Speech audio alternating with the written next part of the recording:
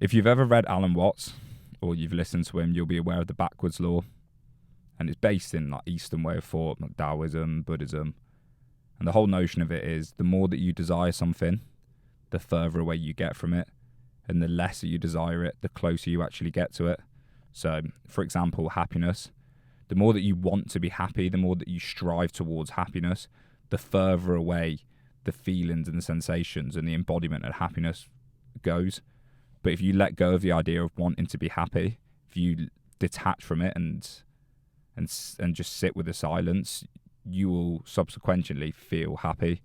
Same works with wealth, same works with validation, same works with any sort of emotion or state of being. There seems to be something innate into the human existence that when you act from desperation, when you act from shame of trying to fix yourself, trying to improve your life from a way of running away from things, that life has a way of pinning you back and holding you back and not allowing the progress. And it seems to be when you step away from that wanting, that desiring, and you kind of let the natural course of life unfold, and you kind of become fluid with it instead of rigid and directed towards where you think you want to go, that life progresses you in ways that you didn't expect, and your mind starts to become at ease. You start to become more embodied. You start to become more calm and slow. And it's a funny process because you get indoctrinated into a culture, you get indoctrinated into a society that tells you that you must try, you must be this, you must do that, you must strive for more, you must be more, you must do more. And it's paradoxical in a way how just sitting back from that and just being a bit of an observer and just not passive but not trying as much kind of naturally pays its due for you.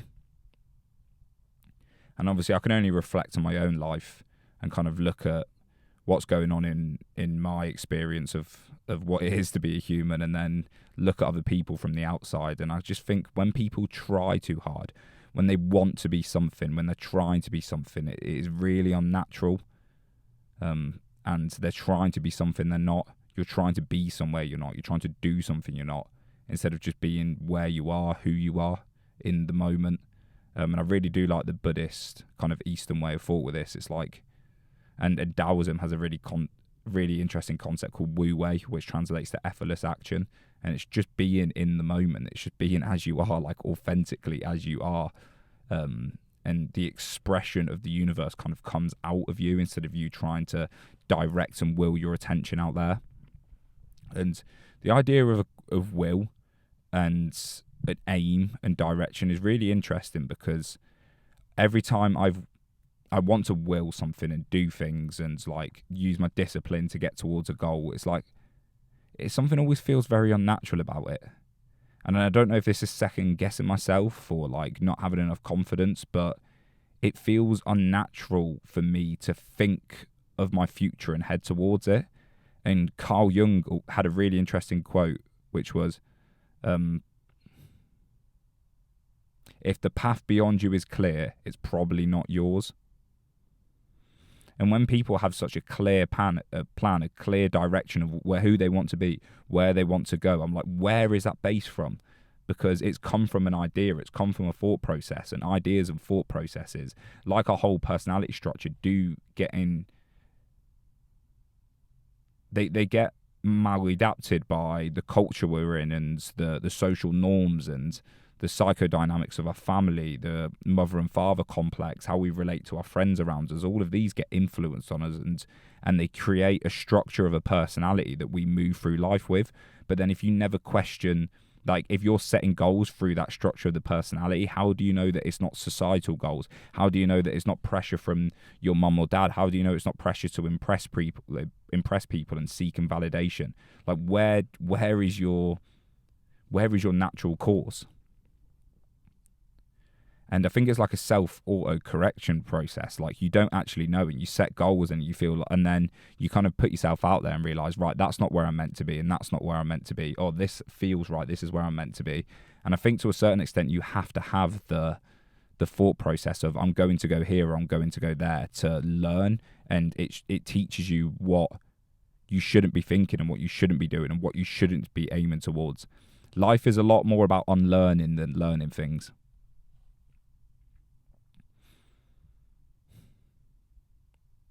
And it's just interesting because I look at the desperation for validation from people when they want to be successful, they want to have loads of money, they want to have a house and blah blah blah, all the stuff that you kind of need in life to survive, and it is important. But it comes at a cost of their whole uniqueness, their whole being. Like they sacrifice everything that's they want to go, and everywhere they want to go, and everyone they want to meet, they sacrifice it all to pigeonhole themselves into a box that fits in with the social norm, which fits in with the society.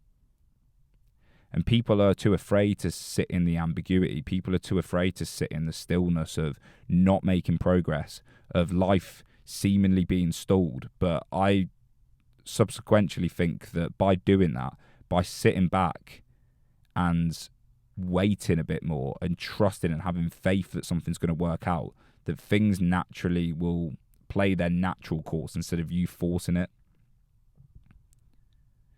But it can be a horrible feeling because that ambiguity, that willingness to sit in to the silence and not be making progress, and maybe life be feeling like it's a little bit stalled, it can be depressing in a way, because you're like, oh, my life's stalling, I'm not doing anything, what's happening? I'm getting older and things aren't changing. But it's allowing yourself space to unravel all them judgments and all them ideas of who you want to be and who you should be and where you want to go, because they're all based in fear, they're all based in shame, they're all based in like seeking validation. And you never want to move from a place of scarcity. You want to be from a place of limitless potential. You want to have freedom within the mind to go anywhere in any direction. You don't ever want to be closed in, because being closed in then comes from an idea of where you think you should go. And life is so much more complex than that. You often find that you go through little like parts of your life, and they're called epochs, which are like sections, and things just happen to you. You're like, that is just nuts. Like, how has that happened? Why has that happened? And then you go through it, and you all these new experiences that happen, and life seems to be coming at you, opportunities seem to be coming at you. You meet someone that you never thought you would have met. And then you reflect back on it in like a year's time. You're like, life just served me all of that to get me where I am now. And when you close yourself off to what reality is trying to signal to you, you become very narrow-minded, you become pigeonholed, and you refuse to listen to the wisdom of the world. And maybe this axiom, this philosophical axiom that I work from, maybe this comes from a belief in God. I don't know. Maybe it's not true. Maybe we are the conscious creators and we should be limited in where we put our energy. And I'm not entirely sure I'm right here, but it just seems to me when I observe and when I act in accordance with just trusting and having faith in the worlds and having faith in that it's going to figure itself out, that life feels more fluid. And you can break this down into microcosms of parts of your life, like socially. When you go into a social situation and you think, oh, I need to impress this person, or there's a really pretty girl there, I want to make her think that I'm confident, or I need to carry on the conversation. When you try and force things, it doesn't flow naturally, doesn't feel at ease.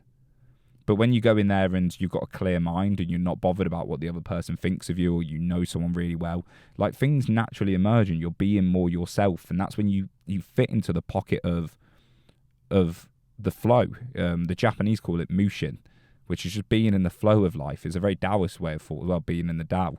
It's like the best moments in your life are the moments when you're away from thought, when you're away from analysation, when you're just being in the moment. And I don't necessarily know if you can live your whole life like that, but why not try? Why not aim towards that? Maybe that's where we should be putting our aim. Or maybe we should even drop that aim and just have no aim. Who knows? These are the questions that rattle around in my brain at like 2 a.m. when I wake up in the middle of the night. And it's hard. It's I think because we grew up in a Western culture, and it's a very like individualized culture. And then when you read Eastern way of thought, it's so different that I think it can make you a bit ungrounded. I'm not sure how helpful it is sometimes, because I think it can make your we all work from an existential, like, philosophical axiom that how we perceive the world and our beliefs, and they frame the way we interact with the world. And when you start kind of manipulating that and changing that with different ways of thought, it can feel very much like the ground beneath you is falling apart. But maybe that's what an awakening is. Maybe that's what it is to learn the deeper truths about reality. Who knows? So I hope that video was helpful, people. It might have just been a load of waffle. I don't really know. I quite like sitting in the car and just having a chat. I've got a really nice view behind me. There's like a field. There's a lot of fields. I live in Cornwall, and it's like everything's really green and really quiet. And sometimes I think, like, I'm so happy to live here and not in a city, because my life's a lot slower and more chilled. It gives me a lot of time to think and to contemplate, which I think if I was lost in like a sales job, or I was out in the world, out in a city, I just don't think it'd be the same. But thank you very much for listening, people, and I'll see you all in the next video.